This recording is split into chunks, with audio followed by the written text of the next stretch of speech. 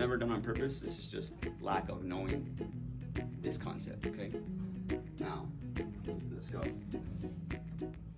In example 1, we have kids, credit cards, mortgage, debt, cars, you know, the usual. You're just getting started, okay? It's typical. A lot of us have been there, some of us haven't, some of us a long time ago.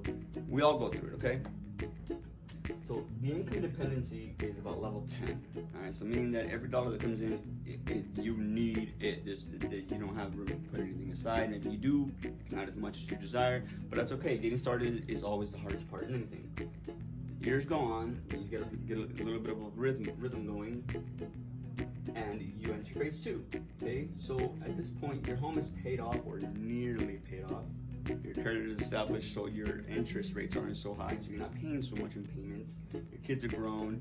If you have a couple, maybe one of them's moved out, another one's still living there. Whatever, you know what I'm saying. So and you've also got your 401k and your savings, and you started investing. All these are moves for you to initiate phase 3, which is the retirement period. You're probably now enjoying your retirement pension, your Social Security benefits, probably vacationing, your investments are paying off. Ultimately, the goal is here, what? No financial stress. Sounds quite charming, quite amazing, doesn't it? But all this happens if you plan it correctly. What's the problem? Do you plan to fail? I'm asking, do you plan to fail? My guess is no, right? Okay. Then why fail to plan? Right? Why fail to plan? Here's what happens if you don't implement the theory of decreasing responsibility, or at least this is what stats say happens if you don't implement some kind of financial structure in your life. In the first phase, we have you aimlessly drift around, you find a job opening, and you take it. Now that's okay, because you're working and you're making a living, but stats say that you will not be happy going to work. 75% of people are not happy with what they are doing. So that literally tells me, I should tell you, that 75% of people aimlessly drift around and take the first job opening that comes to them. Meaning that they're probably not happy going to work. Alright? So this doesn't allow for you to want to be encouraged to implement some sort of financial plan or build a financial foundation for the years to come. That's okay. But as you keep going without a plan, and you don't develop a financial foundation or plan, you're living paycheck to paycheck. I'm guilty as charged on all the counts right here. I've been guilty of doing this, but it's okay. It's just a mindset that needs a little bit of adjusting, okay? But if you keep going without a financial plan or foundation, your financial stress, if it had not killed you by then, would be through the roof. It's just unfathomable living in unorganized, undisciplined financial life, you know? You are chained to your bills for the rest of your life, so that means you will work until the day you die. Typically, this is what it means. Some of us get help from, our mothers and fathers. We inherit something, people taking care of us. Some of us don't have that luxury, and I don't really call it a luxury because I wouldn't want someone taking care of me per se. I want to find out if I actually have the nerves and the willingness to make it in life, so this is something that I definitely found very interesting. I found it so interesting that I decided to make a video and tell you guys about it, So again, let me ask you, do you plan to fail? My guess is no, correct? Why fail to plan? Here are a couple reasons, not excuses, reasons why most of us don't know this. The availability of the information is lacking, okay?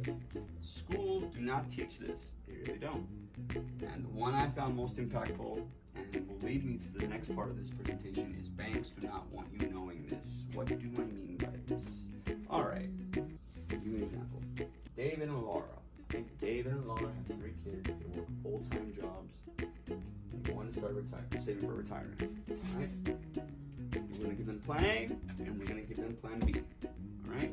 In Plan A, it's an ordinary bank account, Chase, Bank of America, you name it. And the plan is $200 a month for 30 years.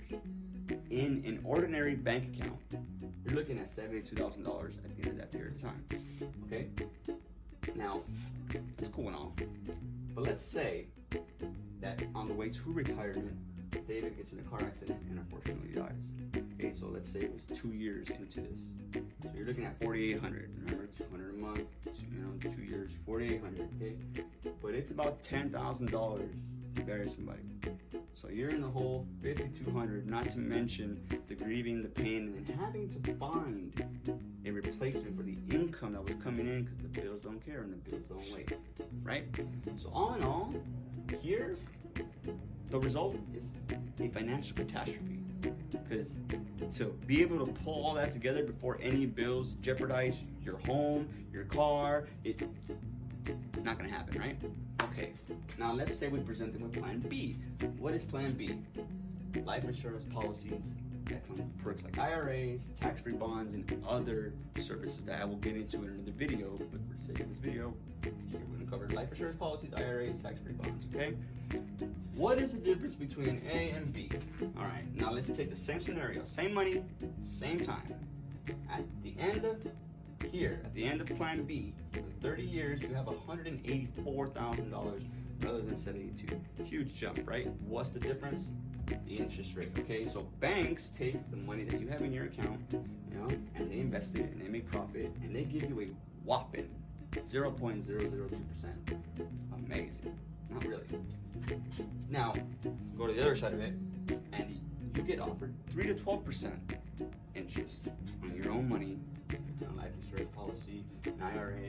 We'll go over these things. But Plan B leaves you with a lot more money and a lot more other options to be able to make more money for yourself. I'll get into that in another video. But you see how banks want you to think that they are the money gurus? Who else do you see out in a building that can tell you, hey, keep your money here, your money's safe, we can help you this, we can help you that? They are not the money gurus. They want to give you that idea because, of course, they want your money. Now, don't get me wrong, if you were to walk in and wanted to cash out your account, they're able to do that, but not be mistaken to think that when you turn around, they're not using your money to get more gains. Okay? Now, this, you can see how all this makes sense and it's interesting, right? And you can also see how some people wouldn't want us to know this, but that's all right. We now know this. If you are interested in learning a little more on this, or you would like to maybe get started your transition to Plan B, it's not too much. It's about as low as $50 a month. We can get you started. This is also an income opportunity. Okay, we are teaching people this and paying them as they learn it to be able to work with us. If you're interested, please leave a comment below. I will leave my email. I will be checking it constantly for any responses.